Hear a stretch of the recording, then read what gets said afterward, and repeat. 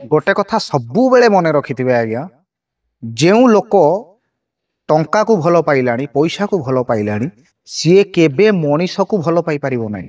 जेउ लोक टंका को भल पाइलानी से लोक केबे भी संपर्क को भल पाई परिबो नाही।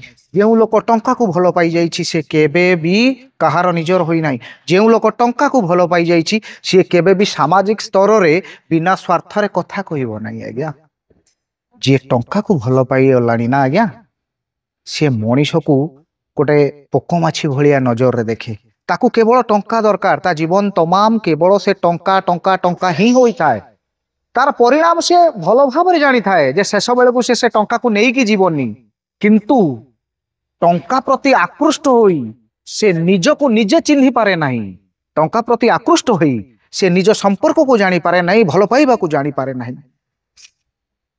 से तो गोटे कथा कहि आज्ञा जेते टंका कमाउछथि कमातु टंका को जेते भल पाउछथि पांतु किछि असुविधा नहीं हेले मनीष को भी भल पाइबा शिखंतु संपर्क को भी प्राधान्य दवा शिखंतु ए समाज प्रति थिबा निजर कर्तव्य को करंतु जेमिति मला परे भी अंततः कहा मुहरु न बाहरु मरी जाइछि भल होइछि बरंग एया बाहरु आहा लोकटी केते भल थिला चली गला।